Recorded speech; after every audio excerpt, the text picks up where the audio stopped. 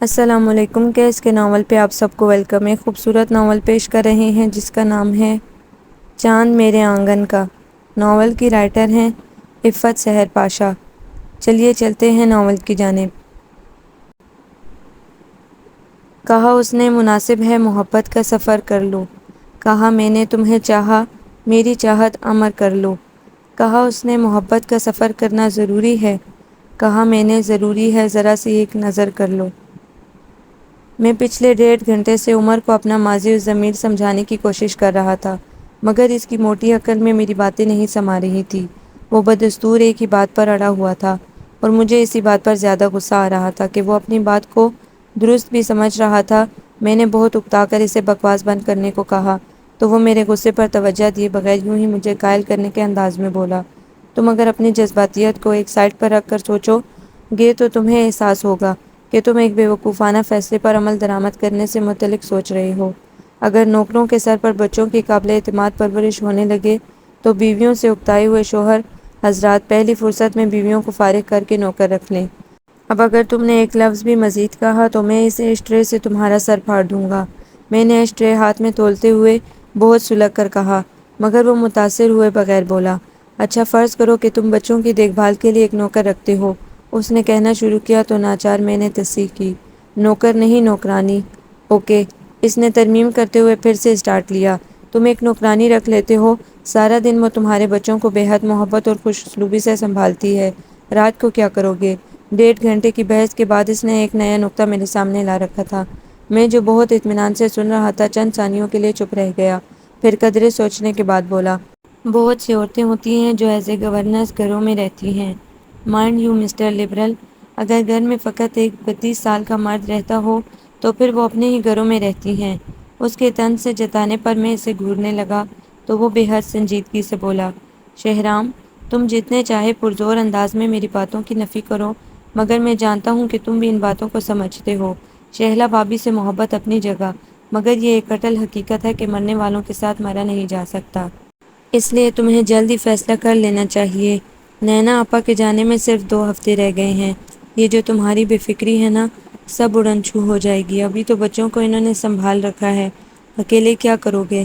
سات کو تو سنبھال ہی لوگے، مگر رات کے وقت ثنا کو سنبھالنا اور فقط 2.5 ماہ کی بچی کو سنبھالنا کس قدر مشکل کام ہے، یہ شاید تم نے کبھی سوچا ہی نہیں ہے۔ میں شہلا سے بے وفائی کا سوچ بھی نہیں سکتا۔ ہم ایک دوسرے سے کتنی محبت کرتے تھے یہ سب جانتے ہیں۔ اس نے مجھے اولاد جیسے تحفے سے نوازا، میری ہی اولاد کو جنم دیتے ہوئے وہ، اور تم کہتے ہو کہ میں اس سے بے وفائی کر جاؤں؟ میرے لہجے میں تلخی گھلنے لگی تو وہ بھی اسی قدر غصے سے بولا، بی پریکٹیکل شہرام، شہلا بھابھی سے تمہاری محبت بچوں کی پرورش میں اگر مدد دے سکتی ہے تو تم بسط شوق یوں ہی ساری عمر گزار دو۔ اور یہ سب تو مجھے سب نے شہلا کے 40ویں کے اگلے روز ہی سمجھانا شروع کر دیا تھا۔ شروع میں تو میں اس قدر طیش میں آیا کہ چیخنے چلانے لگا، مگر اب جوں جوں نینا آپا کے واپسی جرمنی جانے کے دن قریب آ رہے تھے میری فکریں بھی زور پکڑنے لگی تھی، مگر میرے دل و دماغ نے اس فیصلے کو لمحے بھر کو بھی قبول نہیں کیا تھا۔ اگر تمہیں اپنے بچوں سے ذرا بھی محبت ہے تو پلیز شہرام انہیں ملازموں کے ہاتھوں میں مت دینا، کیونکہ وہ بچوں کی تربیت بھی اپنے ذہنی رجحان کے مطابق کریں گے، جبکہ تمہارے بچوں کو ایک ماں کی ضرورت ہے، سمجھے؟ صرف ایک ماں کی، جو دن رات ان کی دیکھ بھال کرے، ان کی ضروریات پوری کرے، جس کی توجہ ہر پل انہی کے لیے ہو۔ وہ میرا جگری یار تھا، اس کی اور میری دوستی اٹوٹ تھی، میں اس کی بے غرض اور بے لوث دوستی کا متعارف بھی تھا۔ ابھی وہ نہایت عاجزی سے بولا تو میں اسے دیکھنے لگا، تم جانتے ہو عمر، سگی ماں ہی اصل ماں ہوتی ہے، تم فقط خیالی باتیں کر رہے ہو۔ میں اگرچہ اب بھی مانا نہیں تھا، مگر وہ میری اتنی سی توجہ پر ہی پرجوش ہو کر میرے پاس آ بیٹھا۔ کہاں لکھا ہے یار، سگی مائیں بھی اپنے بچوں کے ساتھ ایسا سلوک کرتی ہیں کہ لوگ کانوں کو ہاتھ لگاتے ہیں؟ میں اس سارے مسئلے کو اچھی طرح سمجھتا ہوں، مگر میرے بات مکمل کرنے سے پہلے ہی وہ مجھے ٹوک گیا، کسی بھی فیصلے سے پہلے یہ یاد رکھنا کہ تمہاری ساس صاحبہ تمہارے شادی نہ کرنے کی صورت میں دونوں بچوں کو اپنے ساتھ ناروے لے جانے کا الٹیمیٹم دے چکی ہے۔ وہ میرے بچے ہیں، نظر و نیاز نہیں جو میں بانٹتا پھروں۔ میں سلگا تو اس نے کہا، تم مجھے صرف یہ بتا دو کہ نینا آپا کے جانے کے بعد تم کیا کرو گے، تو آج کے بعد میں کبھی تم سے اس ٹاپک پر بات نہیں کروں گا۔ کتنی ہی دیر میں خاموش بیٹھا رہا تھا اور وہ اتنی دیر نہایت صبر سے میرے فیصلے کا انتظار کرتا رہا۔ اس کی ایک بات درست تھی، نینا آپی کے جاتے ہی میں جن کرائسس میں گرنے والا تھا وہ میں بھی بخوبی جانتا تھا، مگر شیلا سے بے وفائی کا خیال مجھے بچوں کی طرف دیکھنے ہی نہیں دیتا تھا۔ 5 سال کی رفاقت میں وہ میری بیوی سے زیادہ محبوبہ رہی تھی۔ میں اس کی ایک ایک ادا پہ جان وارتا تھا، اور اب جب کہ وہ مجھ پر جان وار گئی تھی تو زندگی مجھے اس موڑ پر لے آئی تھی کہ اس بے وفائی کیے بغیر کوئی چارہ بھی نہیں تھا۔ مگر اتنی سی دیر میں بہت کچھ سوچ چکا تھا، جو شاید پچھلے تمام دنوں میں سب کے سمجھانے کے نتیجے میں میرے خانہ لاشعور میں پلان کی صورت جمع ہوتا رہا تھا۔ اب جب کہ میں مرتے کیا نہ کرتے کے مصداق زہر کا یہ گھونٹ پینے پر راضی ہوا تھا تو ایک دم سے تمام لائحہ عمل بھی ترتیب پا گیا۔ اوکے، گہری سانس لے کر بہت بوجھل انداز میں نے سرنڈر کیا تو عمر نے جوش میں آ کر میرے شانے پر ہاتھ رکھتے ہوئے دبایا۔ یو آر گریٹ شیری، مجھے تم سے ایسی ہی فیصلے کی توقع تھی۔ میں جانتا تھا کہ شہلا بابی سے محبت اپنی جگہ، مگر بچوں میں بھی تمہاری جان بند ہے۔ مگر اس کے لیے میری کچھ ڈیمانڈز بھی ہیں۔ میں بے حد سنجیدگی سے بولا تو اس نے مجھے حوصلہ دینے والا انداز اپنایا۔ ہاں کیوں نہیں، لڑکی کا تعلق کسی غریب گھرانے سے ہونا چاہیے۔ یہ گھر، یہ لگژریز جس کے لیے خواب ہو۔ میں نے کہا تو وہ تحیر سے مجھے دیکھنے لگا۔ میں سمجھا نہیں، بس تم میری یہ ڈیمانڈ نینا آپا سے ضرور کہہ دینا۔ اس کے علاوہ مجھے کسی بھی چیز سے غرض نہیں۔ مجھے بچوں کی دیکھ بھال کرنے والی عورت کی ضرورت ہے، نہ کہ کسی ماڈل گرل کی، اینڈ آئی تھنک ایسی لڑکیاں مڈل یا لوئر کلاس میں ہی دستیاب ہوتی ہیں۔ اوکے، میں کہہ دوں گا۔ وہ قدرے مطمئن ہوا تھا، پھر اٹھ کر کھڑا ہوا۔ اتنے اچھے فیصلے کے بعد تو تم پر لنچ ڈیو ہو گیا ہے۔ حالانکہ اس فیصلے کے بعد میرے دل و دماغ کثیف ہو رہے تھے، مگر میں اپنے بوجھل پن سے نجات حاصل کرنے کے لیے اس کے ساتھ اٹھ کھڑا ہوا۔ میں جانتا تھا کہ تنہائی مجھے پھر سے اپنا فیصلہ تبدیل کرا دے گی۔ تمہیں ہر بات میں کھانا ہی سوچتا ہے؟ میں نے طنز کیا تو وہ ہنستے ہوئے بولا، رات کو نینا آپا کی طرف سے بھی ڈنر کا انویٹیشن تھا، تمہارے مان جانے کی صورت میں۔ اب وہ بھی پکا ہے۔ دل میں اٹھتے طوفان کو دبائے میں ظاہر بہت مسکرائے ہوئے اس کے ساتھ باہر نکل آیا۔ فضا بھابی آج کل میکے گئی ہوئی تھی، اس لیے عمر آوارہ گردیوں کے لیے بالکل فارغ تھا۔ میری رضامندی پاتے ہی نینا آپا نے گویا چراغ کے جن کی سی پھرتی دکھائی۔ فقط 1.5 ہفتے ہی میں انہوں نے اپنی دانست میں ایک بہترین لڑکی ڈھونڈ نکالی تھی۔ میری فرمائش کے مطابق لڑکی کی اپنی مرضی کو اولویت دی گئی تھی، کیونکہ میں نہیں چاہتا تھا کہ کوئی لڑکی فقط ماں باپ کے دباؤ میں آ کر شادی کے لیے رضامند ہو۔ کسی بھی شور شرابے اور ہنگامے کے بغیر چند معززین کی موجودگی میں بہت سادگی کے ساتھ نکاح کا فریضہ ادا ہو گیا۔ حق مہر میری مرضی کے مطابق 10 لاکھ روپے رکھا گیا تھا۔ ہر کوئی خوش اور مطمئن تھا، مگر میرے اندر ایک اتل پتل مچی ہوئی تھی، چاہے کسی کو یاد ہوتا یا نہیں، مگر مجھے بہت اچھی طرح یاد تھا کہ آج سے ٹھیک 5 سال پہلے اسی تاریخ کو شہلا میری عروس بن کر میری زندگی میں داخل ہوئی تھی۔ میں بے اندازہ خوش تھا، تب جذبات میں ایک شوریدہ سی تھی، ایک بے تابی سی تھی کہ کب دوست جان چھوڑیں اور میں اس کے مقابل پہنچوں، اور آج میں خود کونوں خدروں میں منہ چھپائے پھر رہا تھا کہ کسی کی نگاہ مجھ پر نہ پڑ جائے۔ شیلا سے بے وفائی کا احساس میری روح پر کوڑے برسا رہا تھا، اس کی یاد میری آنکھوں میں جلن بھر رہی تھی۔ میں خود کو ہمیشہ بہت مضبوط سمجھتا تھا، مگر شیلا کی موت کے بعد مجھے پتہ چلا کہ یہ تمام مضبوطی، خود اعتمادی اور بے فکری صرف اور صرف شیلا کے ساتھ اس کی محبت کی مرہون منت تھی۔ ایک دم سے میں بھری دنیا میں تنہا رہ گیا تھا۔ میں اپنے بیڈ روم سے ملحقہ اسٹڈی روم میں موجود تھا۔ اعصاب وائلن کے تار کی طرح تنے ہوئے تھے۔ ٹینشن کی وجہ سے سر درد سے پھٹا جا رہا تھا۔ میری نظروں میں صرف شیلا کا چہرہ گھوم رہا تھا۔ میں دیکھ سکتا تھا کہ اس کی آنکھوں میں کتنی شکایت اور درد تھا۔ اس کے خاموش لب اپنی وفاؤں کا صلہ مانگ رہے تھے، اور میں مارے ندامت کے اس سے نظریں نہیں ملا پا رہا تھا۔ مجھے معاف کر دینا شہلا، مگر اس کے بغیر کوئی چارہ بھی نہیں تھا۔ میں بہت مجبور تھا، مگر میں صرف تمہارا ہوں شہلا، تمہاری جگہ کوئی نہیں لے سکتا، کوئی بھی نہیں۔ پتہ نہیں میں اس جنون خرد میں کتنی دور نکل جاتا جب آپا ایک دم سے اندر آ گئیں۔ ان کے سوئچ بورڈ پر ہاتھ مارنے تک میں سنبھل چکا تھا۔ تم یہاں ہو شیری، اور میں تمہیں وہاں سارے گھر میں ڈھونڈتی پھر رہی ہوں۔ سعد اور ثنا کہاں ہیں؟ میں نے ان کی توجہ بٹانی چاہی۔ وہ تو کب کے سو بھی چکے، انہوں نے بہت اطمینان سے کہا، اور پھر مجھے کہنے لگی، اور تم یہاں کیوں بیٹھے ہو؟ اٹھو، اپنے بیڈ روم میں چلو۔ میں گہری سانس لے کر اٹھا، مگر ابھی میرا ہاتھ دروازے کی ناپ پر ہی تھا کہ ان کا اگلا جملہ میرے قدم ٹھٹکا گیا۔ کب سے بیچاری رائمہ اکیلی بیٹھی ہے؟ میں تو دودھ رکھنے آئی تو دیکھا کہ دلہن موجود اور دولہا غائب ہے۔ میں ان کی طرف پلٹ کر تیز لہجے میں بولا، کیا مطلب؟ وہ میرے بیڈ روم میں کیا کر رہی ہے؟ اسے تو بچوں کے روم میں ہونا چاہیے۔ میرے لب و لہجے پر وہ ششدر سی مجھے دیکھنے لگی، پھر دھیمے مگر سخت انداز میں بولی، دماغ تو ٹھیک ہے تمہارا، وہ بیوی ہے تمہاری۔ ان کے اس طرح سے جتلانے پر میری کن پٹیاں سلگ اٹھیں۔ پہلے یہ سب لوگ مجھے ہر وقت یہی احساس دلانے پر کمر بستہ رہتے تھے کہ میرے بچوں کو ایک ماں کی ضرورت ہے، اور جب کہ میں نے دل کو مار کر ان کی یہ فرمائش پوری کر دی تھی تو اسے میرے بیڈ روم میں بٹھا کر کہا جا رہا تھا کہ وہ میری بیوی ہے۔ مائنڈ یو آپا، مجھے بچوں کی دیکھ بھال کرنے والی کی ضرورت تھی، نہ کہ اپنے لیے بیوی کی۔ وہ جس فرض کو نبھانے کے لیے آئی ہے اسے وہی نبھانے دیں۔ میرا یہ انداز آپا کے لیے بہت غیر متوقع تھا، اس لیے وہ گڑبڑا گئی۔ آہستہ بولو، وہ ساتھ ہی بیٹھی ہے۔ سو واٹ آپا؟ میں جلائے ہوا اسی لب و لہجے اور زیر و بم کے ساتھ بول رہا تھا۔ اسے خود علم ہونا چاہیے کہ مجھے بیوی کی نہیں بلکہ بچوں کی دیکھ بھال کرنے والی کی ضرورت ہے۔ یہ کام میں کسی گورنر سے بھی کروا سکتا تھا، لیکن اس مقصد کے لیے اسے بیاہ کر لایا گیا ہے کہ وہ دن رات میرے بچوں کی دیکھ بھال کر سکے، اور اسی لیے میں نے آپ سے کسی قریب گھرانے کی لڑکی کی بات کی تھی۔ روپے پیسے کی میرے پاس کمی نہیں، گھر ہے، گاڑی ہے، اس کی ہر خواہش پوری ہوگی، مگر اسے میرے بچوں کو بھرپور توجہ دینی ہوگی۔ یہ کیا بکواس ہے شیری؟ آپا صدمے کا شکار تھی۔ میں تو بے خبری میں ہی اس معصوم کی زندگی برباد کر بیٹھی۔ مجھے تمہارے ان بیہودہ خیالات کا علم ہوتا تو میں کبھی بھی یہ شادی نہ ہونے دیتی۔ 4 دن بچوں کو سنبھالنا پڑتا تو خود بخود عقل ٹھکانے آ جاتی تمہاری۔ ان کی آواز بھر آ گئی تو میں زچ آ گیا۔ آپا اس میں عجیب کیا ہے؟ آپ جانتی ہیں کہ میں شہلا سے کسی صورت بھی بے وفائی نہیں کر سکتا۔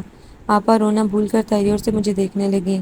ایک مرے ہوئے انسان کے پیچھے تم ایک زندہ انسان کو جیتے جاگتے مار رہے ہو، میں نے اس طرح لاتعلقی سے کہا۔ اگر وہ شادی پر رضامند ہوئی ہے تو یقیناً جانتی ہوگی کہ اسے یہاں 2 بچوں کو سنبھالنا ہے۔ اس نے سب کچھ سوچ کر ہی کمپرومائز کیا ہوگا، اور پھر وہ جس ماحول سے آئی ہے وہاں اس نے اتنی سہولتیں اور عیش و آرام کہاں دیکھا ہوگا۔ آپ خود دیکھ لیجیے گا کہ وہ ان سب لگژری سے کتنا مطمئن ہوتی ہے۔ بکواس نہیں کرو شہرام، انہوں نے مجھے بری طرح جھڑک دیا۔ تم گھر میں فل ٹائم ملازمہ نہیں لائے، تمہاری بیوی ہے وہ۔ آپ کا جو کام تھا وہ آپ نے کر دیا، اب آپ بے فکر ہو جائیں، میں خود ساری ایڈجسٹمنٹ کر لوں گا۔ میں نے ان کے شانے پر ہاتھ رکھتے ہوئے رسان سے کہا تو انہوں نے میرا ہاتھ جھٹک دیا۔ بات بھی مت کرنا میرے ساتھ، بہت گھٹیا پن دکھا رہے ہو تم۔ میں بالکل ٹھیک کر رہا ہوں، شہلا کی جگہ کوئی نہیں لے سکتا، میں نے سنجیدگی سے کہا تو دل میں ایک ٹیس بھی اٹھی کہ شروعات تو میں کر ہی چکا تھا۔ کوئی کسی کی جگہ نہیں لے سکتا شیری، ہر ایک کا اپنا مقام ہوتا ہے، اور اگر تم محبت کی بات کرتے ہو تو وہ تو ساتھ چلتے رہنے سے، ایک دوسرے کا احساس کرنے سے ہو ہی جاتی ہے۔ انہوں نے مجھے قائل کرنے کی آخری کوشش بھی کر ڈالی، مگر میں نے نفی میں سر ہلا دیا۔ میں تو اس معصوم کو منہ دکھانے کے لائق بھی نہیں رہی۔ خدائی ہے جو مجھے معاف کرے، وہ ایک عظیم ذمہ داری نبھانے کے لیے اس گھر میں آئی ہے، مگر تم نے اس کا مقام بہت غلط رکھا ہے۔ میں نے اس کا بہت حوصلہ بڑھایا تھا، اب تو خدا ہی ہے جو مجھے معاف کرے، ناحق ایک بے گناہ اور معصوم پر تم ظلم کرنے چلے ہو، وہ بھرائے ہوئے لہجے میں کہتی، پھر رکی نہیں۔ ان کے جانے کے بعد میں نے گہری سانس لے کر خود کو کرسی پر گرا دیا۔ ذہنی پراگندگی اپنی جگہ، مگر آپا سے یہ جنگ جیت کر میں خود کو بہت ہلکا پھلکا محسوس کر رہا تھا۔ تنہائی پاتے ہی ایک مرتبہ پھر شہلا کی یاد پوری شدت سے میری سوچوں پر حاوی ہو گئی۔ میں نے خود کو اس کی تصوراتی باہوں میں چھپایا اور سلگتی آنکھیں موند لی۔ ولیمے کی تقریب بھی بے حد سادگی سے ڈرائنگ روم میں ہی نمٹ گئی۔ اس سے اگلے روز آپا کی جرمنی کے لیے فلائٹ تھی۔ وہ سامان سمیٹ کر بچوں سمیت جانے کو تیار تھیں۔ شہرام، بے وقوفی مت کرنا، رائمہ بہت اچھی لڑکی ہے، عام لڑکیوں سے بہت مختلف ہے، اسے مس مت کرنا۔ لایعنی خیالات اور مفروضات کے خول سے نکل کر دیکھو، اسے پرکھو، اسے اپنی بیوی سمجھو گے تو ہی وہ تمہارے بچوں کی بہترین ماں بن کے دکھائے گی، ورنہ تو نوکر بھی بچوں کو توجہ دے سکتے ہیں، اسے کوئی مان تو دو، ملازمہ تو مت سمجھو۔ روپے دے کر ممتا نہیں خریدی جا سکتی، ہر کوئی بکنے کو تیار نہیں بیٹھا ہوتا۔ ڈپارچر میں جانے تک وہ بھیگی آواز میں مجھے سمجھاتی رہی تھی، آپا تو بس ہمیشہ کی جذباتی ہیں، بھلا کون لڑکی ہوگی جو اتنے عیش و آرام کو چھوڑ کر دوسری فضولیات پر دھیان دے گی، یہ سب روپے کا کمال ہے۔ میں ڈرائیو کرتے ہوئے بے پرواہی سے سوچ رہا تھا۔ میں نے رائمہ کو دیکھا تھا، 23-24 سال کی اچھی شکل و صورت کی لڑکی تھی، بظاہر تو مجھے اس میں کوئی خامی نظر نہیں آئی تھی کہ وہ مجھ جیسے شادی شدہ 2 بچوں کے باپ سے شادی کرنے پر مجبور ہو جاتی، تو پھر یہ بالکل سامنے کی بات تھی کہ میرا روپیہ اور باقی لگژریز ہی اس کے اس فیصلے کا سبب تھیں۔ اس کے گھر والوں سے بھی میری ملاقات ہوئی تھی۔ اس کے والد رؤوف احمد ایک پرائیویٹ فرم میں نچلی پوسٹ پر جاب کرتے تھے۔ رائمہ کے علاوہ اس کی 4 بہنیں تھیں، رائمہ سب میں بڑی تھی۔ اپنی معمولی سی تنخواہ میں رؤوف احمد بمشکل اپنی سفید پوشی کا بھرم رکھے ہوئے تھے۔ چوکیدار نے گیٹ کھولا تو میں گاڑی پورچ تک لے آیا۔ میں اندر داخل ہوا تو ساتھ دوڑتا ہوا آ کر میری ٹانگوں سے لپٹ گیا۔ 4 سالہ ساتھ کو میں نے جھک کر اٹھاتے ہوئے اچھالا اور پھر باہوں میں بھر لیا، مگر وہ منہ بسوڑتے ہوئے، چہرہ میری گردن میں گھسیٹتے ہوئے بولا، پاپا یہ گندی کون ہے؟ اس کے اس طرح کہنے پر میں نے دیکھا اس کے پیچھے رائما ہاتھ میں پلیٹ تھا۔ میں شاید اسے کچھ کھلانے کے چکر میں تھی۔ بہت بری بات ہے سعد، بڑوں سے یوں بات کرتے ہیں؟ میں نے فوراً سعد کو سرزنش کی تو وہ معصومیت سے بولا، سوری پاپا۔ میں اسے لیے صوفے میں دھنس گیا۔ رائما پلیٹ سینٹر ٹیبل پر رکھ کر اندر چلی گئی تو میں نے دیکھا اس میں چاکلیٹ کسٹرڈ تھا۔ میں سعد کی طرف متوجہ ہوا جو بڑے مگن انداز میں میری ریسٹ واچ سے کھیل رہا تھا۔ سعد، یہ کسٹرڈ اچھا نہیں ہے کیا؟ اچھا ہے پاپا۔ تو پھر کھا کیوں نہیں رہے؟ میں ماما کے ہاتھ سے کھاؤں گا، وہ اطمینان سے بولا تو میں بے اطمینان ہونے لگا۔ میں نے اس کے بالوں کو چومتے ہوئے دھیرے سے کہا، مگر بیٹا ابھی ماما تو نہیں ہے نا؟ ماما کب آئیں گی؟ آ جائیں گی میری جان۔ کوئی نہیں، آنی بھی یہی کہتی تھیں۔ وہ قدرے خفا ہوا تو میں بے بس ہونے لگا۔ ابھی تو میں شیلا کی غیر موجودگی کا عادی نہیں ہوا تھا، وہ تو پھر 24 گھنٹے اس کے ساتھ لگا رہا تھا۔ اگر میں یہ کسٹرڈ کھا لوں تو ماما آ جائیں گی؟ وہ اپنی سیاہ ذہین آنکھیں میرے چہرے پر جمائے پوچھ رہا تھا۔ اس کے انداز پر مجھے پھر سے ماضی کی یاد ستانے لگی۔ یوں ہی ایک بار سعد الٹے سیدھے سوال کر کے شیلا کو زج کیے جا رہا تھا تو اس نے تنگ آ کر سعد کو ڈانٹ دیا۔ میرے منع کرنے پر وہ بولی، ایمان سے شہرام اتنے سوال کرتا ہے کہ میں عاجز آ جاتی ہوں۔ یہ بھی بچوں کی ذہانت کی نشانی ہے، چاہے یہ 100 سوال پوچھے تمہیں ضرور جواب دینے چاہیے۔ میری تنبیہ پر وہ مجھے گھورنے لگی تھی، مگر اسی رات وائلڈ لائف سے متعلق ایک فلم دیکھتے ہوئے جب سعد میری گود میں تھا اور ہم بہت مگن ہو کر فلم دیکھ رہے تھے۔ پاپا یہ کیا ہے؟ سعد نے غور سے دیکھتے ہوئے پوچھا تھا۔ یہ ایگل ہے۔ یہ کیا کر رہا ہے؟ یہ اڑ رہا ہے میری جان۔ پاپ، یہ دوڑتا کیوں نہیں ہے؟ سعد کا ایک اور سوال تیار تھا۔ میں نے اسے گھور کر دیکھا۔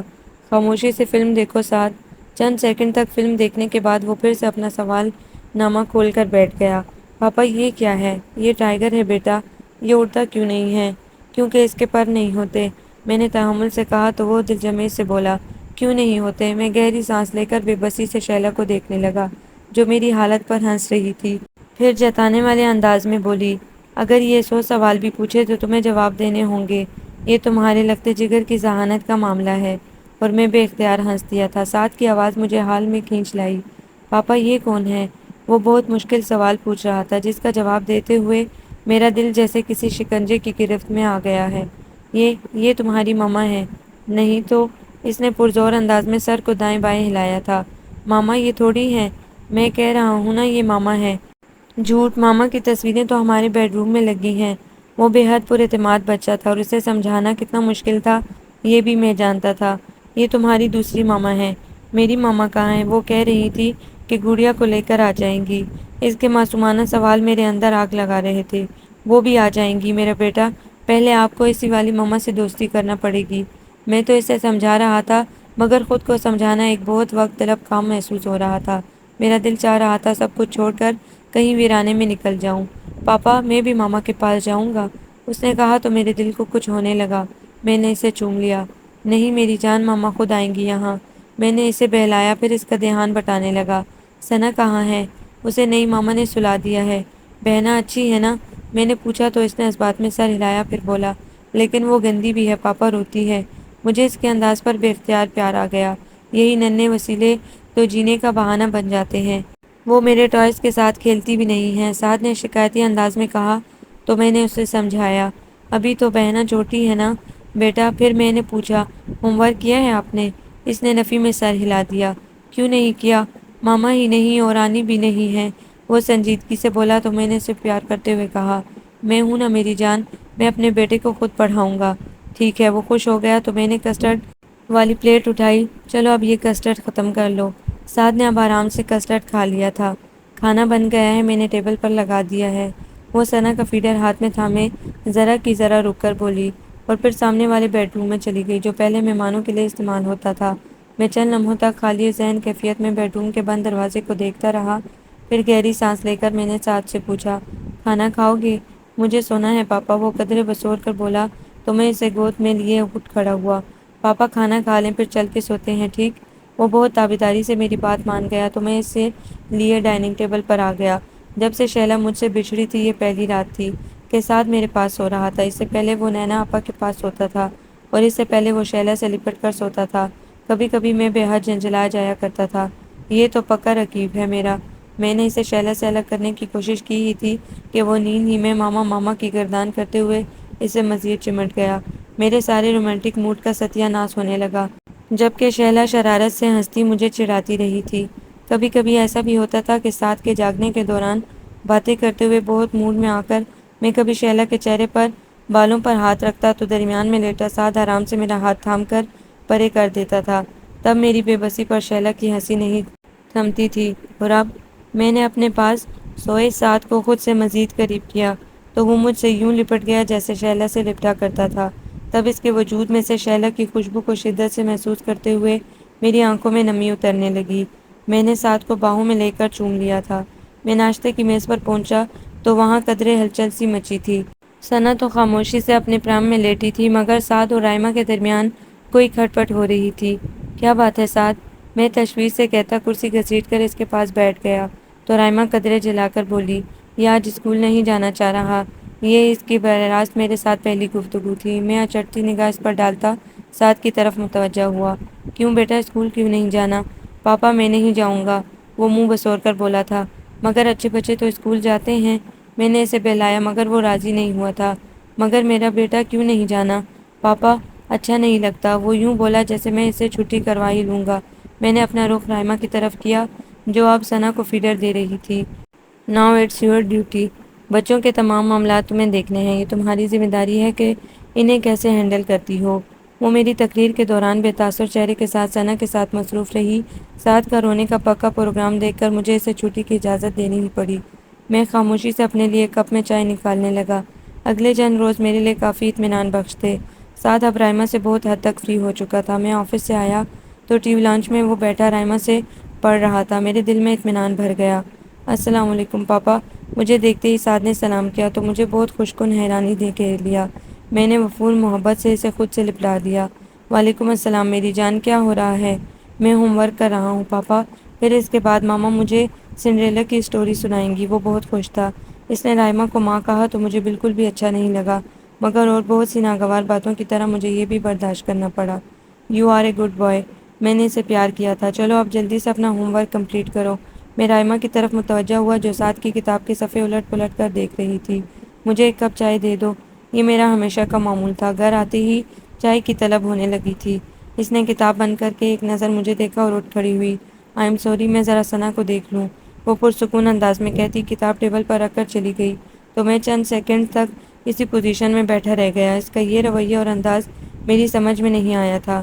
ٹی وی دیکھتے ہوئے میں نے ایک نظر وال کلاک پر ڈالی جہاں سوئیاں 9:45 بجا رہی تھی، اور ابھی تک میں بھوکا بیٹھا ہوا تھا۔ اس سے پہلے زیادہ سے زیادہ 9 سوا 9 بجے تک میں کھانے سے فارغ ہو چکا ہوتا تھا۔ بھوک کی شدت کو محسوس کرتے ہوئے میں ٹی وی آف کر کے اٹھا تو سیدھا رائمہ کے بیڈ روم کی طرف گیا۔ دروازہ کھٹکانے پر اندر سے کوئی جواب نہیں ملا تو میں نے تاپ گھما کر دروازہ کھولا۔ نائٹ بلب کی روشنی میں وہ مجھے بچوں کے ساتھ میں خواب دکھائی تھی۔ لب بھینجے ہوئے میں نے دروازہ بند کر دیا اور اپنے غصے کو دباتا کچن میں آ گیا۔ سنک میں پڑے برتنوں کو دیکھ کر مجھے اندازہ ہوا کہ وہ خود کھانا کھا کر سوئی تھی۔ غصے میں الٹا سیدھا کھانا گرم کر کے کھایا اور اپنے کمرے میں آ گیا۔ خالی بستر دیکھ کر مجھے یاد آیا کہ سعد آج رائمہ کے پاس تھا۔ اب مجھے سعد کی عادت سی ہو گئی تھی، اس لیے نیند آتے آتے بھی 1 بج گیا۔ سوتے ہوئے بھی میں نے یہی سوچا تھا کہ کل سے سعد کو اپنے ساتھ سلاؤں گا۔ اگلی صبح ایک نیا مسئلہ میرے سامنے تھا۔ میری وارڈروب میں ایک بھی دھلی ہوئی یا استری شدہ شرٹ نہیں تھی۔ جہاں تک مجھے یاد پڑتا تھا، ہر ہفتے کپڑے دھونے والی آ کر واشنگ مشین لگا کر گھر بھر کے کپڑے دھوتی تھی۔ میں نے وارڈروب کا اگلا دروازہ کھولا تو میرے تمام دھلے ہوئے کپڑے وہاں پڑے ہوئے تھے۔ مجھے رائمہ کی اس بے پرواہی اور پراؤڈ پن پر شدید غصہ آیا۔ اتنا عیش و آرام دیکھ کر وہ ہڈ حرامی پر اتر آئی تھی۔ رات کھانا نہ ملنے کا غصہ بھی ہو کر آیا۔ میں یوں ہی پینٹ اور بنیان میں ملبوس باہر نکلا تو وہ یونیفارم میں ملبوس سعد کو ناشتہ کراتے ہوئے ساتھ پتہ نہیں کیا کیا کہانیاں سنا رہی تھی۔ میرے کپڑے کہاں ہیں؟ میرے تیز لہجے پر وہ چونک کر سیدھی ہوئی تھی، پھر بہت عام سے انداز میں بولی، پتہ نہیں؟ کیوں؟ تمہیں کیوں پتہ نہیں؟ مجھے اس کے انداز پر شدید غصہ آیا تھا۔ میری وارڈروب کا حال دیکھا ہے تم نے؟ ایک بھی کپڑا اپنے ٹھکانے پر نہیں ہے۔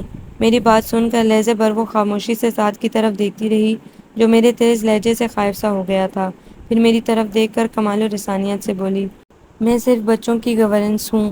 اس کی بات میں جتانے کو بہت کچھ تھا۔ ول رات کو نینا آپس سے بولا گیا تمام مکالمہ میرے ذہن میں تازہ ہو گیا۔ تم اس گھر میں ایک حیثیت سے رہتی ہو۔ میں بمشکل اپنا غصہ کنٹرول کرتا رہا۔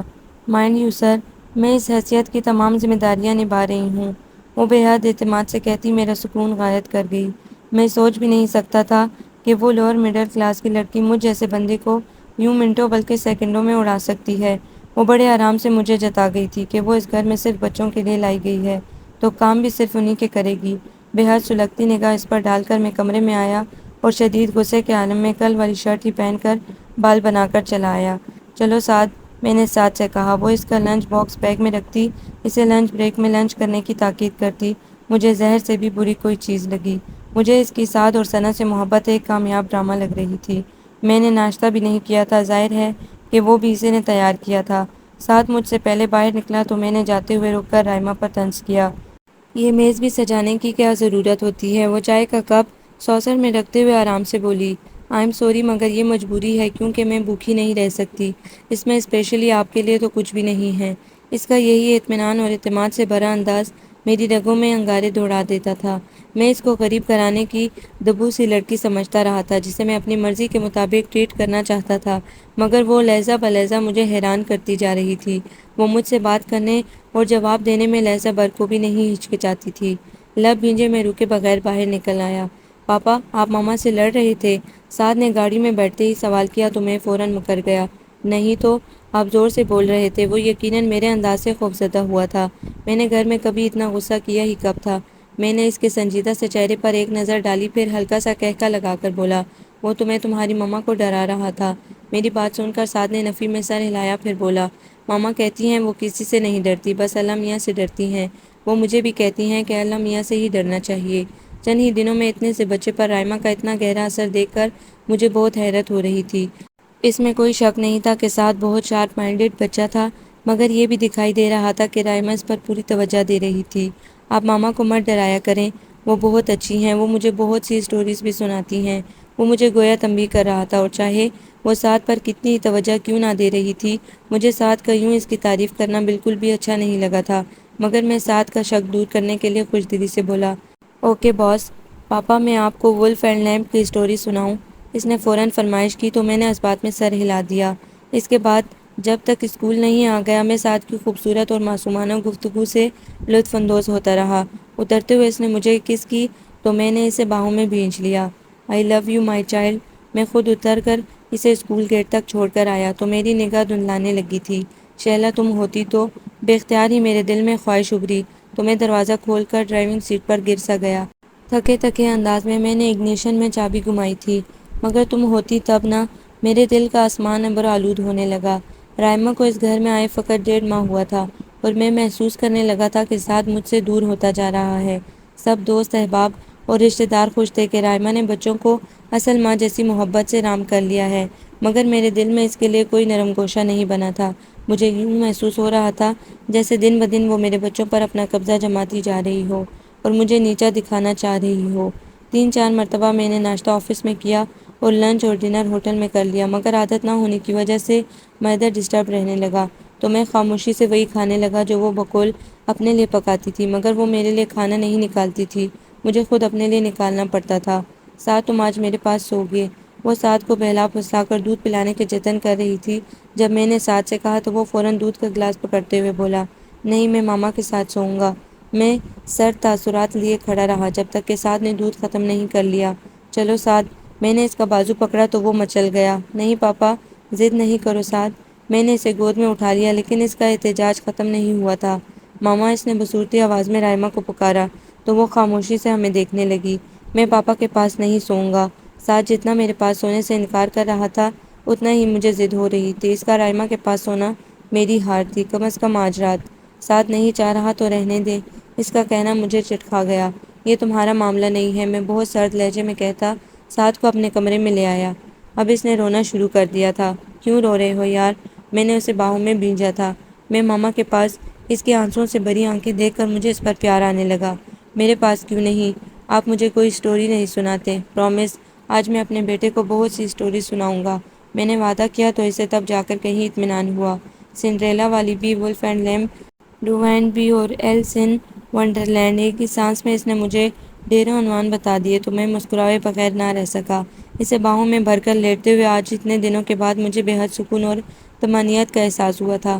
پاپا اسٹوری سنائے نا۔ وہ بے چین ہوا تو میں نے سنڈریلا کی کہانی سنانا شروع کر دی کہ کہانیوں کے معاملے میں بالکل کورا تھا۔ یہ شاید واحد کہانی تھی جو سعد کے بتائے گئے عنوانات میں سے میں کچھ سنا سکتا تھا۔ آدھی سے بھی کم کہانی سنانے کے بعد سعد کو تو نہیں مگر مجھے نیند ضرور آنے لگی۔ پاپا سنائے نا۔ میری آواز مدھم پڑتے ہی سعد نے منہ اٹھا کر مجھے دیکھا تو میں بند ہوتی آنکھوں اور غنودہ آواز کے ساتھ پھر سے کہانی سنانے لگا۔ جادوگرنی نے اپنی چھڑی گھمائی اور پاپا وہ جادوگرنی نہیں تھی۔ سعد نے مجھے بیچ میں ہی ٹوک دیا۔ تو پھر جادوگر ہوگا؟ مجھے بھی اپنی یادداشت پر شک سا ہوا تو میں نے سعد کی حسب خواہش ترمیم کر دی مگر وہ اب بھی اختلاف کر رہا تھا۔ بہت ذہانت سے بولا، وہ فیری گاڈ مدر تھی۔ اب سو جاؤ یار، صبح اسکول بھی جانا ہے۔ کل سنڈے ہے پاپا، اسٹوری سنائے نا۔ وہ سخت بدمزہ ہو رہا تھا مگر مجھے سوتے میں بولنے کی عادت نہیں تھی، اس لیے میرا کہانی سنانے کو ذرا سا بھی دل نہیں چاہ رہا تھا۔ مجھے رائمہ پر غصہ آنے لگا جس نے سعد کو یہ بری لت ڈال دی تھی۔ سعد سو جاؤ، اب مجھے نیند آ رہی ہے، میں نے قدرے سخت لہجے میں کہا تو وہ چپ ہو گیا۔ میں نے بھی اطمینان سے آنکھیں بند کر کے خود کو نیند کے دھاروں پر چھوڑ دیا مگر تھوڑی دیر کے بعد مجھے ہلکی ہلکی سسکیوں نے ڈسٹرب کر دیا۔ کسی خیال کے تحت میں نے سعد کو خود سے الگ کیا تو وہ رو رہا تھا۔ میرے دل کو کچھ ہونے لگا۔ کیا ہوا سعد؟ میں ماما کے پاس جاؤں گا، میں لب بھیج کر رہ گیا مگر دوسرے ہی پل میں نے مسکرا کر اسے اجازت دے دی۔ اوکے بیٹا، مگر پہلے چپ کرو، آنسو صاف کرو۔ اس نے فوراً ہتھیلیوں سے آنکھوں کو رگڑ ڈالا تو میں نے اس کی پیشانی چوم لی۔ پاپا میں جاؤں؟ ہاں بیٹا۔ میرے اندر سے گہری سانس خارج ہوئی تھی۔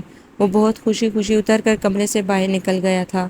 سعد کے رویے نے ایک بار پھر مجھے بہت شدت سے احساس دلایا کہ بچے مجھ سے دور ہو رہے تھے اور اس کی وجہ صرف اور صرف رائمہ تھی۔ وہ اس طرح شاید بلکہ یقیناً میرے رویے کا بدلہ لے رہی تھی جو میں نے اول روز سے اس کے ساتھ روا رکھا تھا۔ اگلے روز چھٹی تھی، میں بھی معمول سے ذرا لیٹ ہی بیدار ہوا۔ ابھی میں فریش ہو کر باہر آیا ہی تھا کہ رائمہ کی والدہ اور دونوں بہنیں چلی آئیں۔ السلام علیکم۔ میں اس کی امی کے سامنے قدرے جھکا تو انہوں نے میرے شانے پر ہاتھ پھیرتے ہوئے مجھے دعا دی۔ رائمہ سے چھوٹی ہیرا اور ہنا تھی اور جہاں تک میں نے اندازہ لگایا تھا دونوں ہی بہت شوق اور چلبلی سی تھیں۔ کیسے ہیں بھائی جان آپ؟ ہیرا میری طرف متوجہ تھی، میں بس مسکرا دیا۔ کتنی کیوٹ ہو گئی ہیں نا یہ؟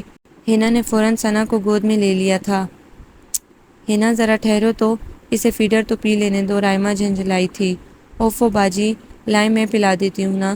اس نے رائمہ کے ہاتھ سے فیڈر لے لیا تھا۔ ایک تو یہ ہماری باجی جو ہے نا یہ سمجھتی ہیں کہ یہی بس ایک ہی ہیں بچوں سے محبت کرنے والی، وہ ہنستے ہوئے مجھے بتا رہی تھی۔ جاؤ ناشتہ لے آؤ، میں نے بہت وقت پر تحکمانہ انداز میں کہا تو وہ میرا انداز سمجھ کر ٹھٹک گئی، پھر آسان سے بولی، یہ لوگ تو ناشتہ کر کے آئے ہیں کیوں امی جی؟ ہاں بیٹا، اب تو کافی دیر ہو رہی ہے، انہوں نے مسکرا کر کہا تو میں بولا، مگر میں بھی ابھی اٹھا ہوں تو بیٹا آپ ناشتہ کرو، انہوں نے کہا تو میں نے دیکھا کہ رائمہ مجھے نظر انداز کیے ہنا سے باتوں میں مصروف تھی۔ بھائی جان اگر آپ پسند کریں تو میں آج آپ کو ناشتہ بنا دوں۔ ہیرا کی پیشکش مجھے بری نہیں لگی تھی، یوں بھی رائمہ کے ہاتھ سے بنا کچھ کھانے سے بہتر تھا کہ کہیں اور سے ہی کھا لیا جائے۔ سعد کہاں ہے؟ اس کی امی نے پوچھا تو وہ بولی، وہ ابھی سو رہا ہے، میں نے نہیں اٹھایا کہ آج چھٹی کا دن ہے۔ ذرا سی دیر میں ہیرا میرے لیے گرما گرم پراٹھا اور خوشبودار آملیٹ لیے حاضر تھی، ساتھ ہی گرم چائے کا کپ۔ اتنے دنوں کے بعد اس پرلطف سے ناشتے نے میری ساری کلفت دور کر دی۔ ہر نوالے پر مجھے یوں لگ رہا تھا جیسے میں مدتوں سے اس ذائقے کو ترس رہا تھا۔ جبھی تو انڈا اور پراٹھا بھی مجھے بہت پرتکلف لگ رہا تھا۔ تھوڑی دیر میں سعد بھی اٹھ کر رائمہ کو ڈھونڈتا وہاں آ گیا تو مجھے شدت سے احساس ہوا کہ اب سعد نے میری پرواہ کرنا بہت کم کر دی تھی۔ رائمہ اس کے سامنے ہوتی یا نہیں، وہ ہر وقت ماما ماما کی رٹ لگائے رکھتا تھا۔ اپنی ماں اور بہنوں کے جانے کے بعد وہ سعد کو لے کر کچن میں گھس گئی جبکہ ثنا وہیں میرے قریب پرم میں لیٹی جھنجھنا ہاتھ میں تھامے ہاتھ پاؤں مارتی خود ہی خوش ہو رہی تھی۔ کافی دیر تک میں اس کی کلکاریوں سے لطف اندوز ہوتا رہا۔ اسی اثنا میں کھانے کی پر اشتہا سی خوشبو پورے گھر کو معطر کرنے لگی، جانے وہ کیا پکا رہی تھی۔ ساتھ ہی ساتھ اس کی سعد سے باتیں کرنے کی آواز بھی سنائی دے رہی تھی۔ انہی چکنی چپڑی باتوں سے تو اس نے سعد کو اپنے قابو میں رکھا تھا۔ میں کلس کر رہ گیا، تبھی اس کی زوردار چیخ نے میرے تمام حواس کو چوکنا کر دیا۔ اس کے ساتھ ہی سعد کے رونے کی آواز گونجی تو میں لمحے کے ہزارویں حصے میں بھاگتا ہوا کچن میں پہنچ گیا۔ کیا ہوا ہے سعد کو؟ میں مدہوش تھا۔ کوکنگ رینج کے چولہے کے بالکل ساتھ کچن کاؤنٹر پر بیٹھے سعد کو میں نے جھپٹ کر اٹھا لیا، جب بدستور رو رہا تھا۔ اس دوران میں نے رائمہ پر بالکل بھی توجہ نہیں دی تھی جس کی رنگت زرد پڑ رہی تھی۔ کیا ہوا سعد؟ میں نے سعد کو پچکارا تو وہ آنکھیں مسلتا ہوا معصومیت سے بولا، ماما جل گئی ہیں پاپا۔ میں بے تحاشا چونک کر اس کی طرف پلٹا۔ وہ سنک کا نل کھولے پانی کے نیچے ہاتھ رکھے کھڑی تھی۔ میں نے اسے کوئی ہمدردی جتائے بغیر کڑھائی میں براؤن ہوتی مچھلی کا پیس چمچے میں اٹھا کر پلیٹ میں رکھا اور برنر آف کر دیا۔ انسان اس کام میں ہاتھ ہی کیوں ڈالے جو کرنا نہ آتا ہو، اور ویسے بھی آدمی کو اس کی نیت کی سزا اور سزا ملتی ہے۔ میں نے بآواز بلند کہا تو ساتھ کی سسکیاں پھر سے بلند ہونے لگیں۔ وہ یقیناً ڈرا ہوا تھا۔ پاپا آپ مجھے ماریں گے؟ نہیں میری جان، آپ نے بھلا کیا کیا ہے؟ میں اسے پچکارتے ہوئے کچن سے نکلنے لگا تو اسی انداز میں بولا، پاپا میں نے ماما کے ہاتھ پر چمچہ رکھا تو وہ گرم تھا۔ کچن کی چوکھٹ پر ہی میرے قدم جم گئے تھے۔ میں بلا ارادہ ہی واپس گھوم کر آئمہ کو دیکھنے لگا جو دراز میں سے برنال نکال کر اپنے بے تحاشا سرخ ہوتے ہاتھ کی پشت پر لگا رہی تھی۔ تو یقیناً آپ کی ماما نے آپ کو مارا ہوگا۔ میں نے چبا چبا کر حروف ادا کیے تھے۔ جہاں وہ چونک کر مجھے دیکھنے لگی وہیں سعد نے رونی آواز میں بتایا، نہیں پاپا، ماما نے تو کچھ بھی نہیں کہا، انہیں درد ہوا تو میں ڈر گیا تھا۔ کھودا پہاڑ نکلا چوہا کے مصداق میں خجل سا ہو کر سعد کو لیے کچن سے نکل آیا۔ اٹس ویری بیڈ سعد، اتنی بری حرکت کی ہے تم نے۔ میں نے سعد کو سرزنش کی تو وہ پھر سے رونے والا ہو گیا۔ میں ماما کو سوری بول دوں گا۔ اٹس اوکے، میں اپنے بیٹے سے بالکل بھی ناراض نہیں ہوں۔ وہ فرائیڈ فش کی پلیٹ لیے خوشگوار انداز میں کہتی چلی آئی تو سعد فوراً میری گود سے اتر کر اس کے پاس چلا گیا۔ آئی ایم سوری ماما، وہ اس کے جلے ہوئے ہاتھ کا جائزہ لیتے ہوئے اسی کا پڑھایا وہ سبق دہرا رہا تھا۔ اوفو بھائی، تمہاری ماما بہت بہادر ہے، اتنی چھوٹی سی چوٹ سے اسے کچھ نہیں ہوتا۔ تم یہ فش کھاؤ اور بتاؤ کہ ماما نے کیسی بنائی ہے۔ اس کے انداز سے اس کی تکلیف کا ذرا بھی احساس نہیں ہو رہا تھا۔ سعد کو پیار کرتی، اس کے منہ میں نوالے بنا کے رکھتی، وہ مجھے بہت چال باز محسوس ہوئی۔ بھلا کوئی کسی کے بچوں سے اتنی محبت کیسے کر سکتا ہے، وہ بھی اس شخص کے بچوں سے جو آپ کو ایک نوکر سے بڑھ کر حیثیت دینے کو تیار نہ ہو، اس پر مستعد سوتن کے بچے ہوں تو کیا ہی کہنا۔ میں بھی اب موقع کی تلاش میں تھا کہ اس کا اصل چہرہ کب سامنے آتا ہے۔ رمضان المبارک کا بابرکت مہینہ شروع ہوا تو بھاگتی دوڑتی زندگی ایک پرسکون سے ٹھہراؤ کا شکار ہو گئی۔ بیٹا یہ اپنی ماما کو دیکھ کر آؤ، میں نے سعد کو ایک چٹ دے کر بھگایا جس پر میں نے صاف لفظوں میں لکھا تھا کہ سحری کے وقت وہ مجھے بھی جگا دے۔ اب براہ راست تو یہ استدعا میں اسے کر نہیں سکتا تھا، سو یہی طریقہ مجھے مناسب لگا۔ میں نیند کا اس قدر برا تھا کہ شہلا مجھے 20واں بار جھنجھوڑ کر اٹھاتی تھی، تب کہیں جا کر میں سحری کے لیے اٹھ پاتا تھا، ورنہ تو شاید کبھی روزے رکھ ہی نہ پاتا۔ مجھے توقع تھی کہ وہ سحری کے وقت مجھے ضرور جگا دے گی، مگر یہ میری بھول تھی یا شاید بہت بڑی خوش فہمی۔ ایک نہایت کرخت بلکہ مکروہ سی آواز مجھے گہری نیند سے جگانے کا سبب بنی۔ پہلے تو میں بے ترتیبی سے دھڑکتا دل لیے چت لیٹا اندازہ لگاتا رہا کہ کہیں یہ سورہ اسرافیل تو نہیں پھونکا جا رہا، مگر بہت جلد مجھے اندازہ ہو گیا کہ یہ عین میرے تکیے کے پاس رکھے گئے ٹائم پیس کے الارم کی آواز تھی، جو وہ یقیناً مجھے جگانے کی غرض سے رات کے کسی پہر لگا گئی تھی۔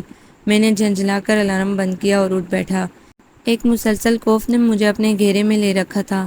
مجھے یاد آنے لگا شہلا کتنی محبت سے اور دل فریب انداز میں مجھے جگایا کرتی تھی، تبھی تو میں اسے کتنے ہی چکر لگوایا کرتا تھا مجھے جگانے کے لیے، اور آج میں سر جھٹک کر رہ گیا۔ لائٹ آن کرنے پر مجھے اپنے تکیے کے پاس ایک فل اسکیپ کاغذ بھی رکھا دکھائی دیا تو میں نے بے اختیار اٹھا کر اس پر نگاہ دوڑائی۔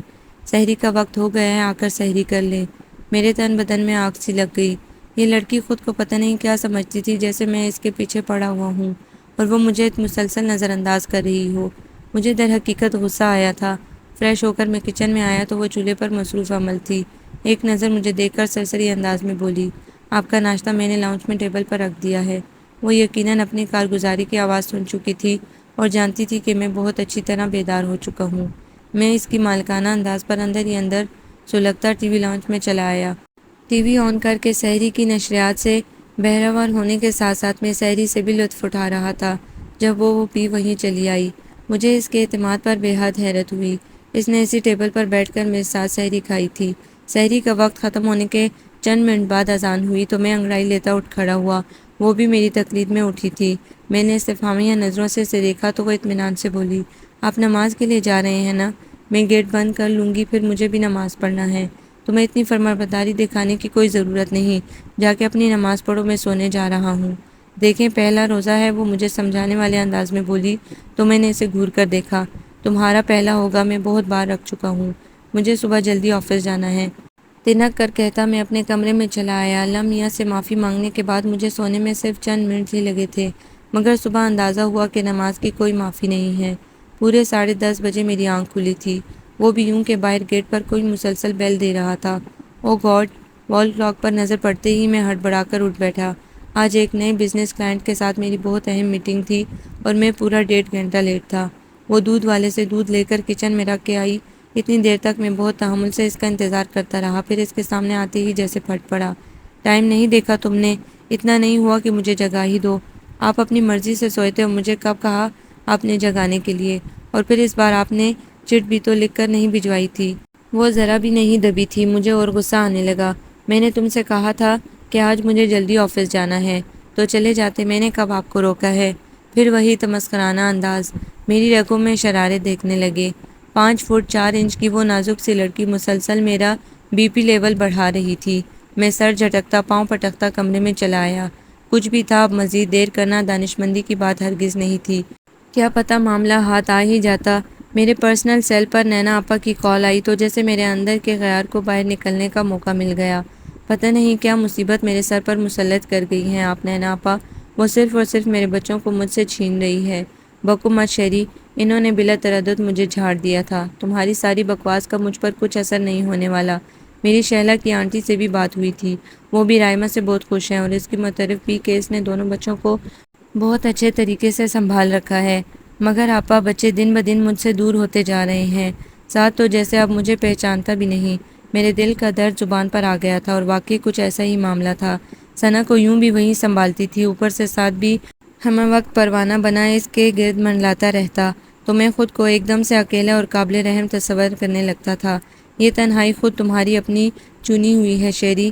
میں نے اتنی اچھی لڑکی کو تمہارا جیون ساتھی بنایا اور تم نے اس کی عزت نفس کو رون کے رکھ دیا۔ مگر حوصلہ دیکھو اس کا، پھر بھی تمہارے بچوں کو سر آنکھوں پر بٹھا رہی ہے۔ نینا آپا بہت سنگ دل ہو رہی تھی۔ بھول ہے آپ کی، یہ 10 لاکھ کے حق مہر کا کمال ہے اور اس گھر کا جس میں رہنے کا وہ صرف خواب ہی دیکھ سکتی تھی۔ میں نے بھی لگی لپٹی رکھے بغیر کہہ دیا تو جواباً نینا آپا نے مجھے خوب برا بھلا کہہ کر میری ایک بھی بات مزید سنے بغیر فون بند کر دیا تو میں گہری سانس لے کر رہ گیا۔ میں کچھ نہیں جانتا، تم ہر حال میں بھابھی اور بچوں کو لے کر افطار پر آ رہے ہو، بصورت دیگر فضا کو جانتے ہو تم۔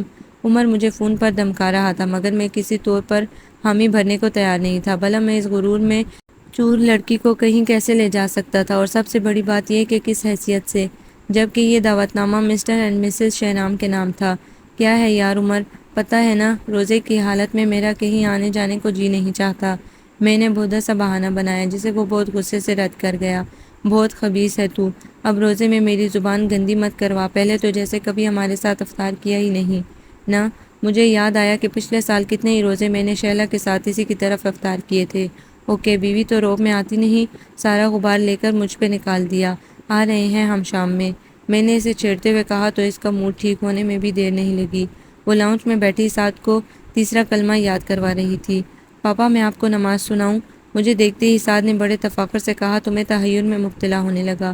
وہ ماشاءاللہ سے 4 سال کا ہو چکا تھا اور کافی سے زیادہ ذہین بھی تھا، مگر میرا نہیں خیال تھا کہ اسے زبانی نماز کا کلام یاد ہوتا۔ مگر اگلے پل میرے اس خیال کی نفی ہو گئی۔ وہ دونوں ہاتھ سینے پر لپیٹے تعوذ اور تسمیہ کے بعد بڑے خوبصورت لب و لہجے میں نماز کے کلمات سنا رہا تھا۔ میرا دل چاہا میں اپنے بچے کو اٹھا کر آنکھوں میں چھپا لوں، دل میں رکھ لوں۔ نماز کے بعد اس نے اسی جوش و خروش کے ساتھ مجھے تینوں کلمے بھی سنائے تھے۔ میں نے بے ساختہ اسے چوم کر سینے سے بھینچ لیا۔ تب پہلی بار مجھے احساس ہوا کہ وہ میرے بچوں پر بہت توجہ دے رہی تھی۔ صاف ستھری سی ثنا اس وقت اس کی گود میں سو رہی تھی۔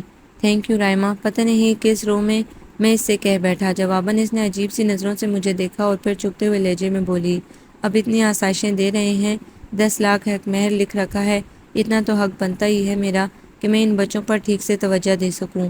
وہ کہہ کر وہاں رکی نہیں تھی، اٹھ کر اپنے کمرے میں چلی گئی، جبکہ میں اس کے عجیب سے لہجے پر غور کرتا رہ گیا۔ اب شام کو عمر کی طرف افطار پارٹی کا بھی مسئلہ آن پڑا تھا۔ میں ابھی تک رائما کو اس دعوت نامے کے بارے میں نہیں بتا پایا تھا۔ خود پر بہت جبر کرتے ہوئے میں اس کے کمرے تک آیا تھا۔ دروازے پر ہلکی سی دستک دے کر میں اندر داخل ہوا تو وہ ثنا کو ساتھ لیے بہت ریلیکس سی بستر پر دراز تھی۔ مجھے دیکھ کر ہڑبڑا کر اٹھی تو میں بھی حد درجہ خجل سا وہیں رک گیا۔ اتنی بے تکلفی تو نہیں تھی کہ یوں اس کے بیڈ روم میں گھس آتا۔ وہ عمر کا فون آیا تھا، افطار پارٹی دے رہا ہے ہمیں۔ میں نے سنجیدگی کا لبادہ اٹھتے ہوئے مختصراً اپنی آمد کی وجہ بتائی تو وہ حیران ہو کر پوچھنے لگی، مجھے بھی وہ کس حیثیت سے؟ مجھے اس کی حیرت میں چھپا طنز صاف محسوس ہو گیا تھا۔ فضول باتیں مت کرو اور 4:30 بجے تک تیار ہو جانا، بچے بھی جائیں گے۔ میں سختی سے کہتا واپس پلٹ گیا۔ مجھے پتا تھا کہ نرمی دکھانے پر وہ مزید طنز کے تیر چلانے سے باز نہیں آئے گی۔ نتیجہ حسب توقع رہا۔ وہ پورے وقت پر بچوں سمیت بالکل تیار تھی۔ صاف ستھرا سا سادہ بالوں کو سلیقے سے سنوارے مجھے بہت سکون پہنچا رہا تھا۔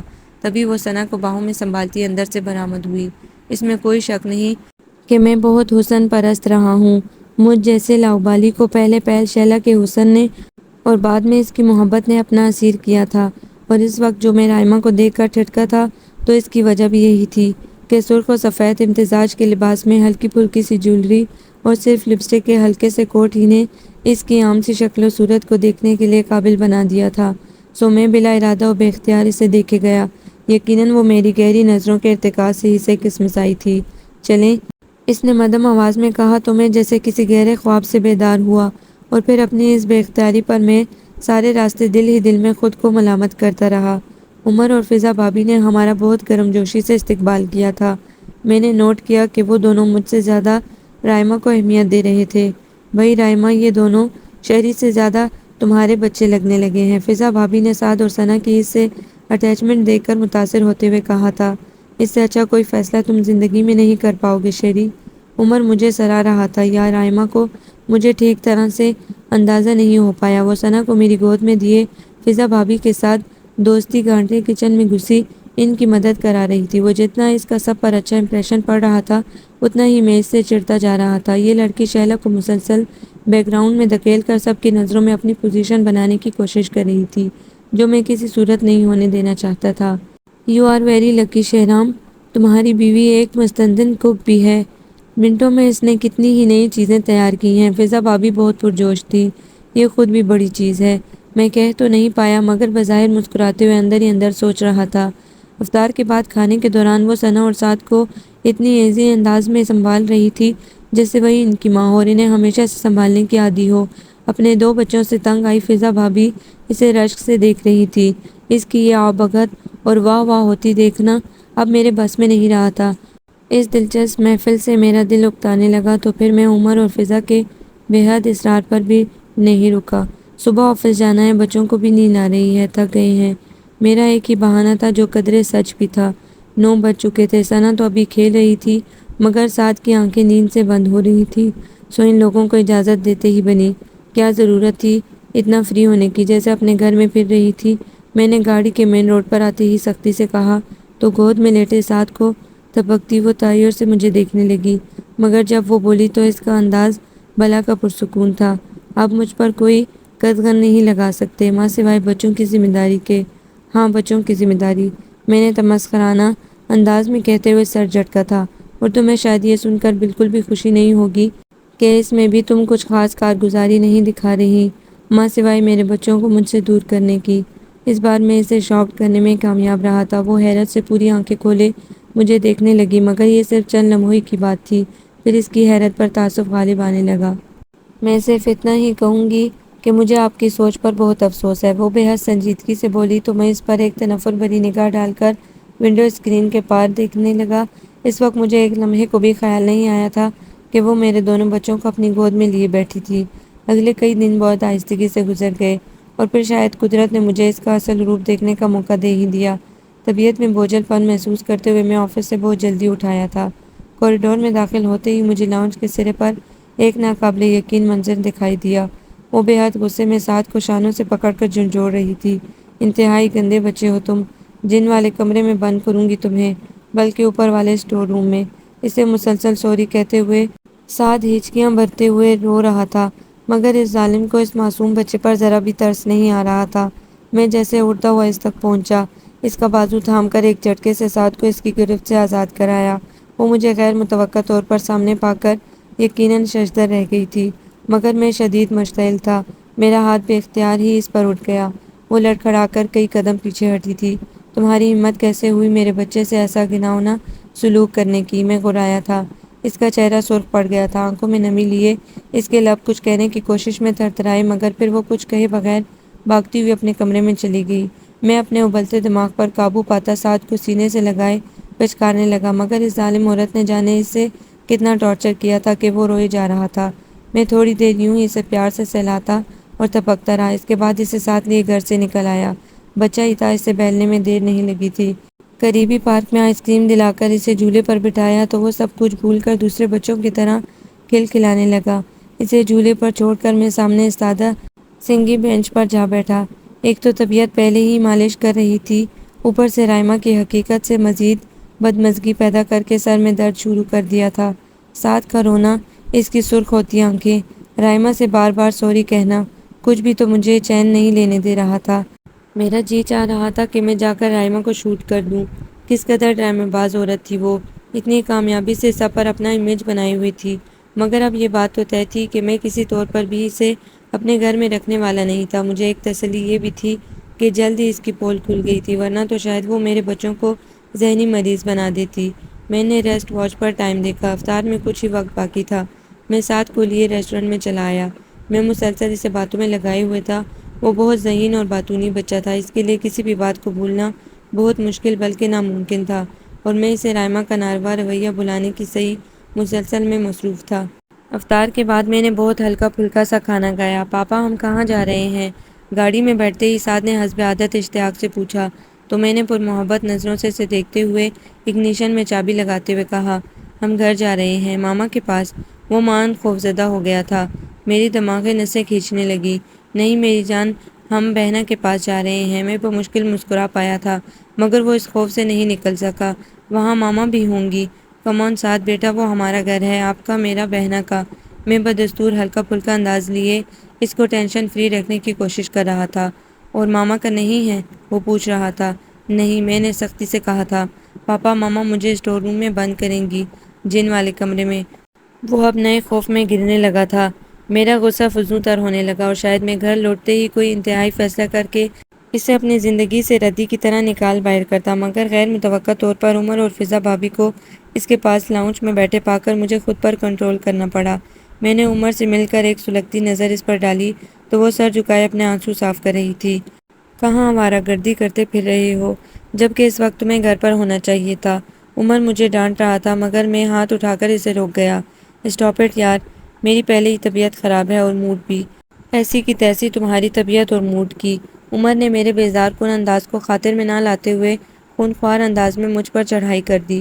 شکر ادا کرو خدا کا جس نے اتنی اچھی بیوی دے دی ہے، تبھی یوں ٹینشن فری پھر رہے ہو۔ ہاں اب تو ایک ہی بار شکرانے کے نوافل پڑھوں گا۔ میں نے رائما پر ایک کٹیلی نگاہ ڈالی تھی۔ سعد یہاں آؤ میرے پاس۔ وہ سعد کو اپنے پاس بلا رہی تھی، مگر میں اسے شانوں سے تھامے اپنے گھٹنوں سے لگائے کھڑا رہا۔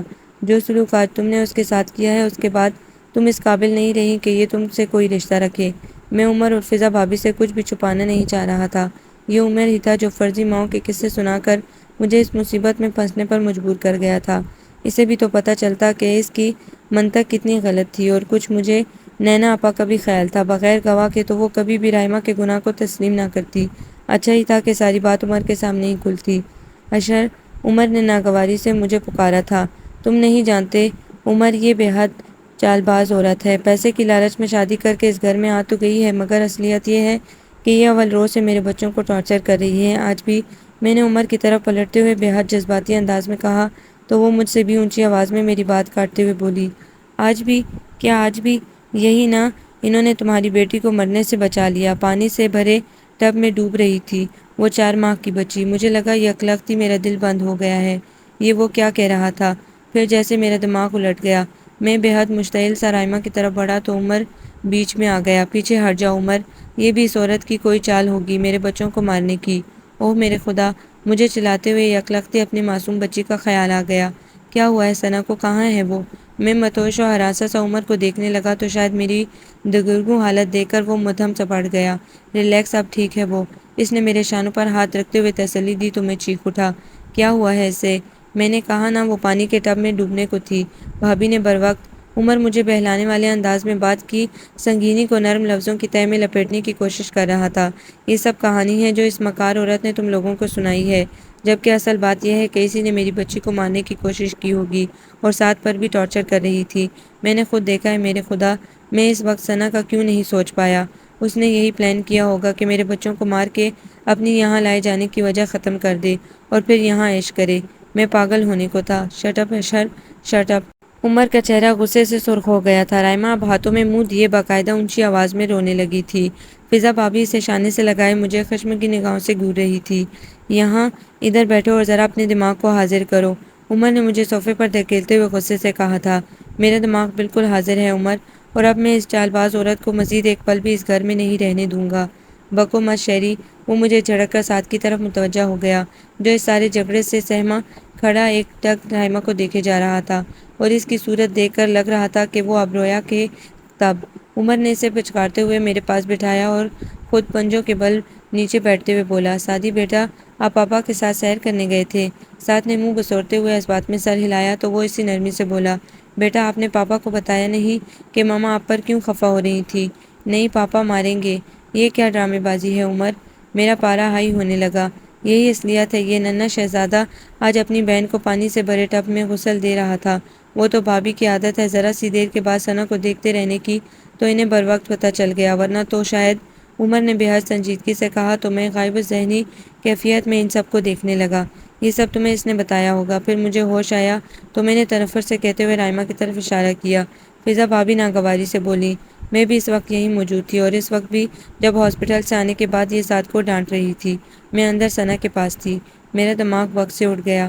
پاپا میں تو بہنوں کو نہلا رہا تھا، اسے تیرنا بھی نہیں آتا۔ سعد پتہ نہیں اپنی صفائی میں کیا کچھ کہہ رہا تھا، مگر میری آنکھوں کے آگے بہت سے بدصورت لمحے ناچ رہے تھے۔ میں ان سب سے تو کیا در حقیقت خود سے بھی نظریں ملانے کے قابل نہیں رہا تھا۔ عمر اور فضا بھابھی تھوڑی دیر کے بعد چلے گئے تھے۔ میں شکست خوردہ سا اٹھ کر ثنا کو دیکھنے آیا۔ وہ بستر پر بہت پرسکون انداز میں موہ خواب تھی۔ میں واپس پلٹا تو وہ دروازے کے فریم سے لگ کے کھڑی تھی۔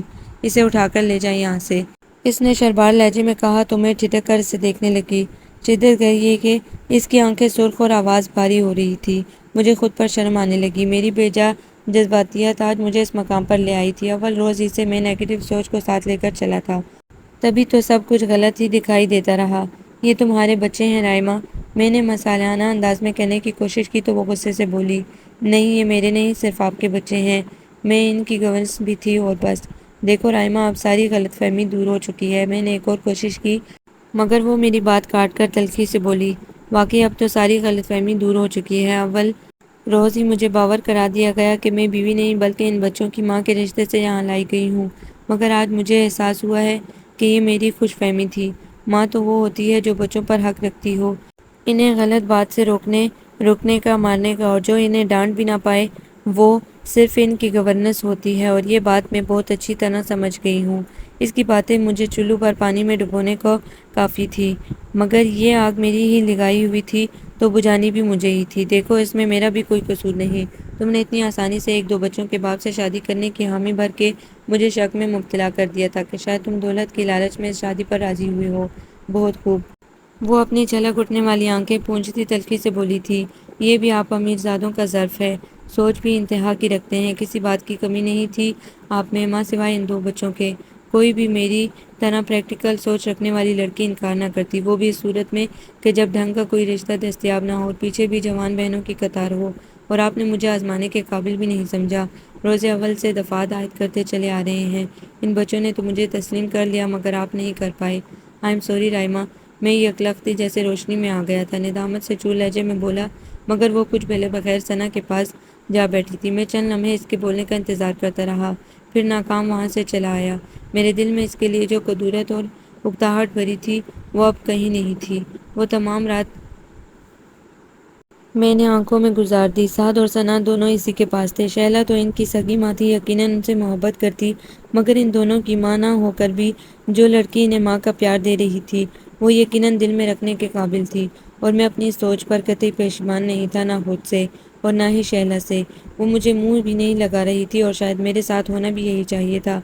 پہلے جو کبھی کبھار ایک آدھ بات ہو جاتی تھی وہ بھی بند تھی، مگر یہ بھی حقیقت تھی کہ وہ میرے دل میں اپنی بہت خاص جگہ بنا گئی تھی۔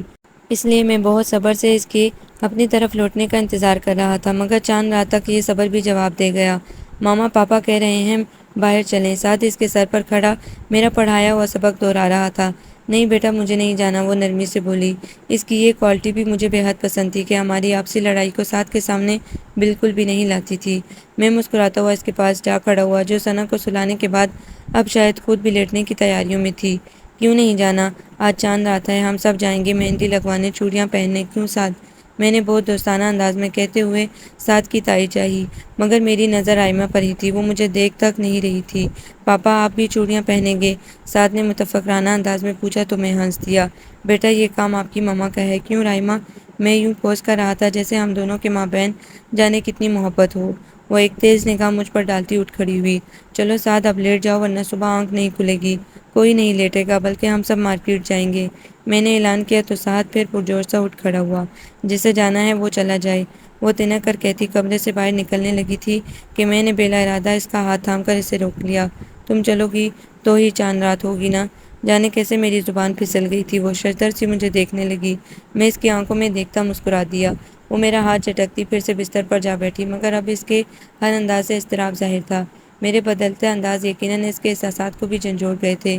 کم آن رائمہ، یار اب تو ہر بات ختم ہو چکی ہے، میں سوری بھی کہہ چکا ہوں۔ میں نے اسے منانے کی کوشش کی۔ پاپا چلے نا؟ سعد نے میرا ہاتھ پکڑ کر کھینچا تھا۔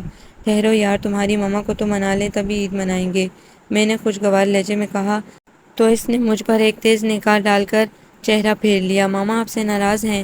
آپ نے ماما کو تھپڑ مارا تھا نا؟ سعد کی یادداشت نے بہت برے وقت پر ساتھ دیا تھا۔ میں خجل سے اسے گھورنے لگا۔ اب اٹھ جاؤ رائمہ، میں نے کہا نا نہیں تو بس نہیں۔ وہ لب کچلتی سختی سے بولی، مگر اس کے انکار میں وہ شدت نہیں تھی جو مجھے ہرا دیتی۔ پہلے میرے مقام کا تعین کر لیں، وہ تلخی سے کہہ رہی تھی۔ میں آگے بڑھا۔ تعین تو تب کروں جب تم تعاون کرو۔ کب سے منا رہا ہوں، تم سمجھ جاؤ نا کہ بیویوں والے نخرے دیکھ رہا ہوں۔ پاپا چلے نا؟ سعد کو کچھ زیادہ ہی جلدی تھی، مگر میں اس وقت رائمہ کی طرف متوجہ تھا، جس کی ہر نہ میرے احساسات کی لو کو مہمیز کر رہی تھی۔ جب نخرے اٹھانے کے دن تھے تب تو اٹھائے نہیں، اب بھی بے پرواہ بنے رہیں۔ میں کوئی شکوہ نہیں کروں گی، وہ تنزن بولی تھی۔ سعد نے پھر میرا ہاتھ پکڑ کر کھینچا تو میں نے اسے ڈانٹ دیا۔ کیا ہے یار، 2 منٹ تو صبر کرو۔ لو جی، ایک تو رائمہ مان نہیں رہی، اوپر سے سعد نے میرے انداز سے گھبرا کر رونا شروع کر دیا۔ رائمہ متاسفانہ نظروں سے مجھے دیکھتی اسے چپ کرانے لگی۔ ہم سیر کرنے نہیں جائیں گے، پاپا گندے ہیں۔ کیا کیا جائے بیٹا، اب بندہ خدا سے تو نہیں لڑ سکتا، وہ تیکھی نظر مجھ پر ڈالتی کہہ رہی تھی۔ میں سر کھجا کر رہ گیا۔ میں پاپا سے نہیں بولوں گا۔ سعد کو مجھ پر کچھ زیادہ ہی غصہ تھا۔ میں نے رائمہ کے قریب بیٹھتے ہوئے اس کی گود میں دب کے سعد سے معذرت کرنے کی کوشش کی تو وہ خفگی سے بولا، میں آپ سے ناراض ہوں، ہم اپنے بیٹے کو منا لیں گے ابھی۔ میں نے جھک کر اس کے دونوں رخسار چومے تو وہ پھول کی طرح کھل اٹھا۔ اب ہم باہر جائیں گے نا؟ ہاں بیٹا ضرور جائیں گے، اگر آپ کی ماما اپنی ناراضگی ختم کر دیں تو۔ میں نے گہری سانس بھرتے ہوئے اس کی پرکشش صورت دیکھی تھی۔ تو آپ ماما کو بھی منا لینا، سعد نے آئیڈیا دیا تو میں بے ساختہ کہکہ لگا کر بولا، میں تو تیار ہوں یار، اگر ان کی اجازت ہو تو۔ وہ جو پہلے ہی میرے اتنے پاس آ بیٹھنے پر سمٹی بیٹھی تھی، میری بے باکی پر سرخ ہو گئی۔ سعد کو گود سے اتارتی اٹھ کھڑی ہوئی۔ میں اس کے فرار کا ارادہ دیکھ کر اس کی راہ میں آ گیا۔ کیا چاہتی ہو رائمہ؟ دست بدستہ تم سے معافی مانگوں؟ میں بالکل سنجیدہ تھا، وہ نروس ہونے لگی۔ میں نے یہ تو نہیں کہا۔ تو پھر میری ذرا سی بھول کی اتنی لمبی سزا تو نہ دو۔ میں ہر قیمت پر اس سے صلح چاہتا تھا۔ میں جو یہ سمجھتا تھا کہ شیلا کے بعد میں کسی سے محبت کر ہی نہیں سکتا، تو میری یہ منطق کھوٹا سکہ ہی ثابت ہوئی تھی۔ ہر محبت کا اپنا انداز اور اپنا مقام ہوتا ہے، یہ بات میری سمجھ میں بہت اچھی طرح آ گئی تھی۔ آپ نے میرے ساتھ بالکل بھی اچھا نہیں کیا۔ غلط سمجھتے تو تھے ہی، غلط کہہ بھی دیا سب کے بیچ۔ میں نے تو آپ سے کچھ بھی ڈیمانڈ نہیں کیا تھا، نہ حق مہر اور نہ ہی یہ تمام لگژریز، صرف عزت ہی دے دیتے تو میں خوش ہو جاتی، وہ شکوہ کناں لہجے میں بولی تو میں نے اس کے دونوں ہاتھ تھام کر اپنے سینے پر رکھتے ہوئے پر یقین انداز میں کہا، لیکن اب میں تمہارے ساتھ بہت اچھا کرنا چاہتا ہوں، عزت ہی نہیں محبت بھی دوں گا، کیونکہ تم نے میری ہر سوچ کو غلط ثابت کر دیا ہے۔ اس کے ہونٹوں پر مدھم سی مسکراہٹ پھیل کر مجھے ہلکا پھلکا کر گئی۔ پھر بھی اگر تم چاہو تو میں تمہیں منا سکتا ہوں، میں نے اس کی طرف جھکتے ہوئے شرارت سے کہا تو وہ بھدک کر پیچھے ہٹی۔ سعد کو اٹھا کر ہوا میں اچھالتے ہوئے میں نے اس کی گھبراہٹ پر کہکہ لگایا تو وہ مصنوعی خفگی سے مجھے گھورتی مسکراہٹ چھپاتی وارڈروب کی طرف بڑھ گئی، کیونکہ ابھی کچھ دیر کے بعد ہماری یہ چھوٹی سی خوبصورت فیملی چاند رات کا مزہ اٹھانے جانے والی تھی۔ تم آئے تو آیا بھی مجھے یاد، گلی میں آج چاند نکلا، جانے کتنے دنوں کے بعد گلی میں آج چاند نکلا۔ میں گنگنا رہا تھا اور مسرور بھی تھا کہ وہ واقعی میرے آنگن کا چاند ہی ثابت ہوئی تھی۔ آپ کو یہ ناول کیسا لگا؟ کمنٹس میں اپنی رائے ضرور دیں۔ ہمارے چینل کو لائک کریں، سبسکرائب کریں، شیئر کریں۔